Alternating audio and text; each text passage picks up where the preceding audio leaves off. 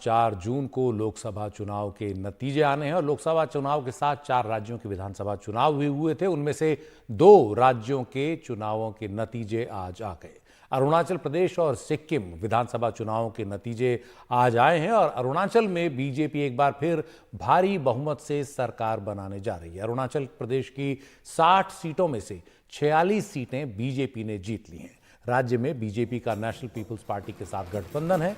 NPP को 5 सीटें मिली हैं और इस लिहाज से अरुणाचल में एनडीए के पास अब 51 सीटें हो गई हैं। वहीं सिक्किम में मुख्यमंत्री प्रेम सिंह तमांग की सत्ताधारी सिक्किम क्रांतिकारी मोर्चा ने 32 में से 31 सीटें हासिल कर बड़ी जीत दर्ज की। सत्ताधारी सिक्किम क्रांतिकारी मोर्चा ने सिक्किम डेमोक्रेटिक फ्रंट का सफाया कर दिया है।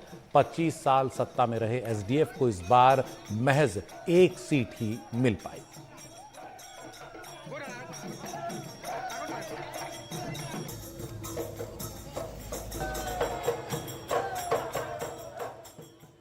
नाचते गाते और पटाखे फोड़ते बीजेपी समर्थकों की ये तस्वीर अरुणाचल प्रदेश की है। विधानसभा की 60 में से 46 सीटों पर जीत दर्ज कर बीजेपी ने नया रिकॉर्ड बनाया। तो उस दौरान अरुणाचल प्रदेश और कांग्रेस को पूरा एक करप्ट सिस्टम बना के रखा था।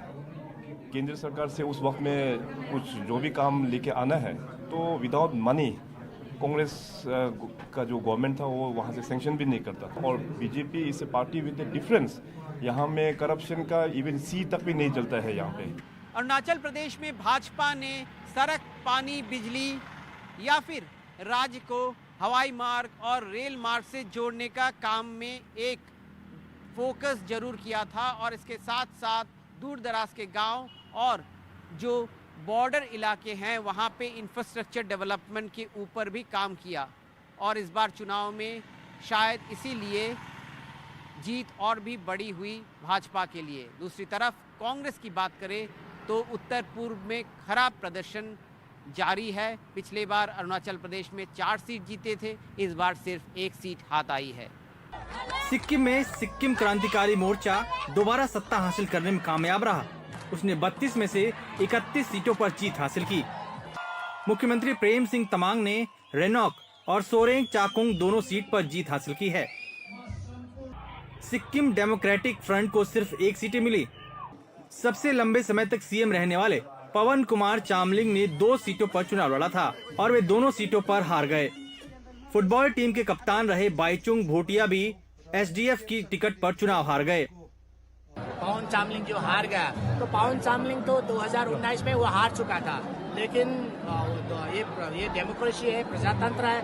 2024 में आया तो जो काम 25 साल में उनका सरकार ने नहीं किया था, हम लोग ने 5 साल में किया, इसलिए उनका हार हो गया।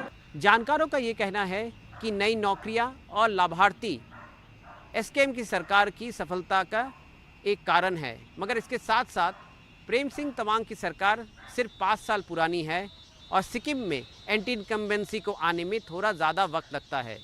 तमांग के पहले पवन चामलिंग लगभग 25 साल मुख्यमंत्री थे और उनसे पहले नर बहादुर भंडारी 10 साल से भी ज़्यादा सिक्किम में शासन कर चुके थे। बीजेपी ने इस बार एसकेएम से गठबंधन तोड़कर अकेले चुनाव लड़ा। हालांकि पार्टी की स्थिति में कोई बदलाव नहीं हुआ। इस बात की संभावना है कि लोकसभा चुनाव परिणाम के बाद दोनों पार्टियां साथ आ सकती हैं। रत्नदीप चौधरी की रिपोर्ट, एनडीटीवी इंडिया।